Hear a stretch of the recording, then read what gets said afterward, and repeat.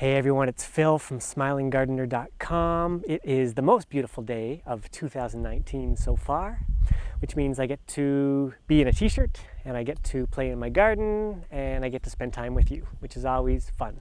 So happy Sunday. I sent you an email on Friday evening, a little bit late, but asking you a question, which the main question was, what is the most important thing you want to learn from me this year? So I've started answering those questions down below, but if you want to ask, you still can, and I will answer that down below. Today I'm getting into doing something in my garden that I want to share with you.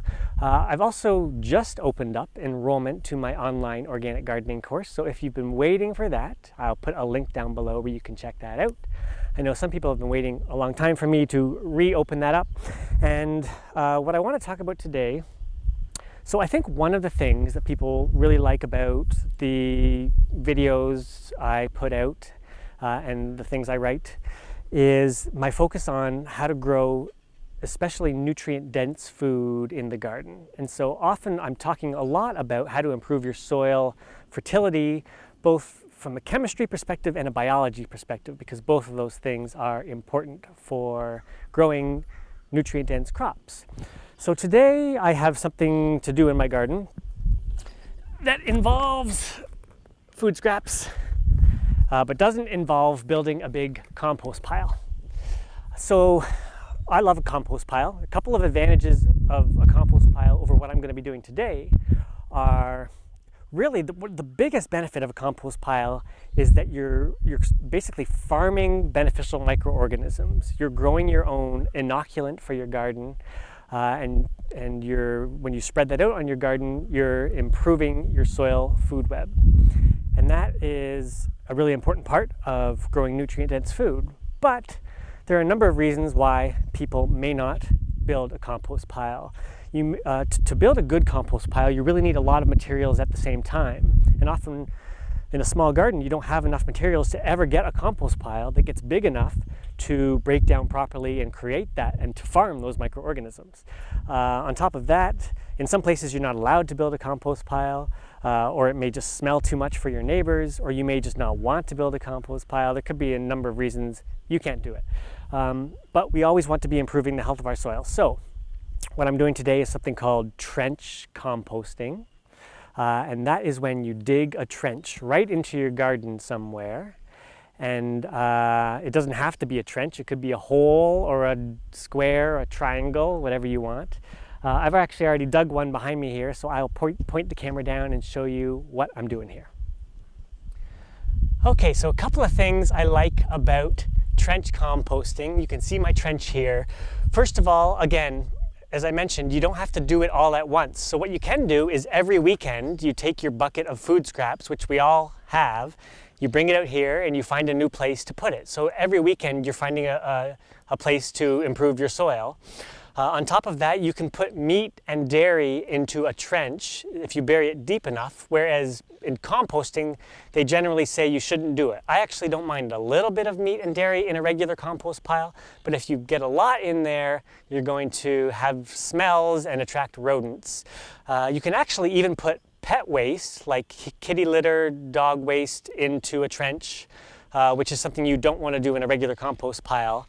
Although I wouldn't want to do it in a food garden in a trench because there are some pathogens there, but you could do it in an ornamental garden. So what you do is you dig a trench or a hole or a diamond or whatever you want, and somewhere between 6 and 24 inches deep. Now I like to go more shallow because the more shallow you go, the more aerobic the process is going to be. And I tend to prefer to make aerobic compost because this is kind of a composting process, because that's going to encourage more of the beneficial aerobic microorganisms. If you go deeper, it could become more anaerobic. It's not inherently bad, or I should say it's not necessarily bad, but you could be encouraging some of the less beneficial microbes, even potentially harmful microbes. The challenge is if you have rodents or other animals who like to go digging, if you go too shallow, they might dig up your stuff. So you have to do a little trial and error to figure out what's best for you. I like to dig a hole about 12 inches deep, fill it up with about 6 inches of food scraps, and then I cover it up with 6 inches on top of soil, and then I like to mulch on top of that. So I'll do that quickly right now, and maybe I'll speed this up for you.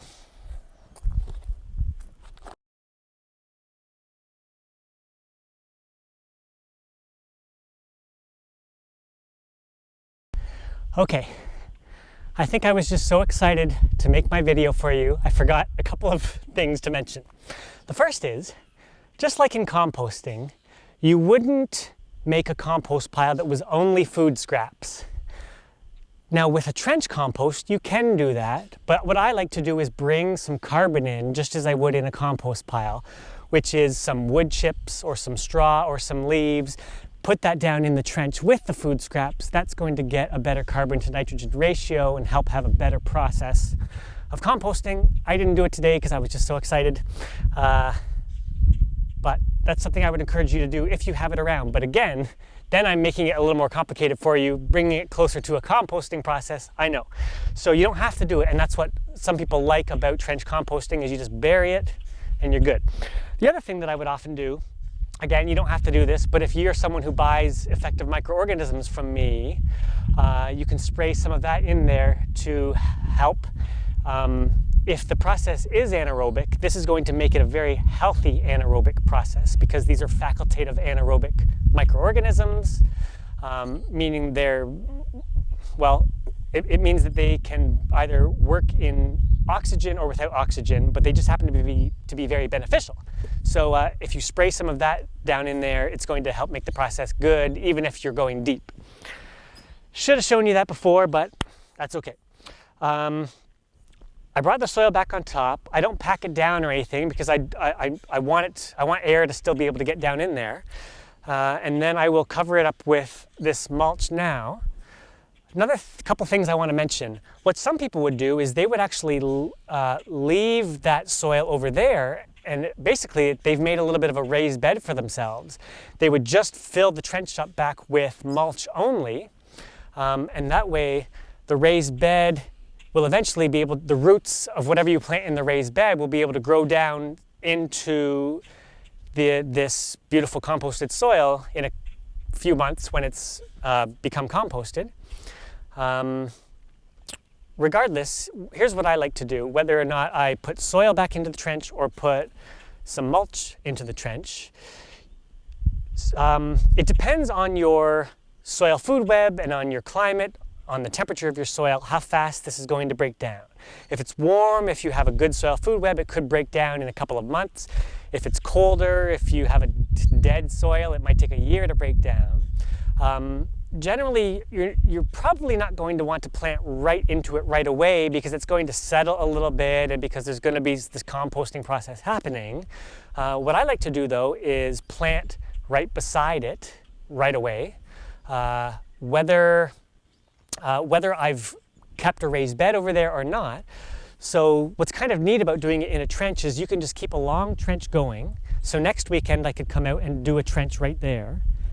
And then as I come along, I can just plant right beside it. On either side of it, I can plant rows, and the roots from those plants are going to go down into there, as I said before. So now I'm going to put this mulch on top, like this.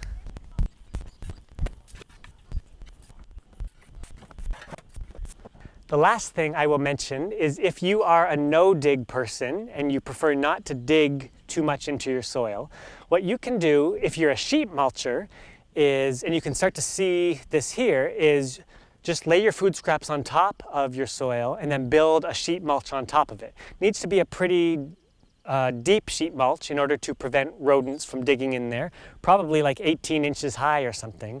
But again, it's like you're composting right in place, right on top of the soil. That will work good too. That will work well too, rather.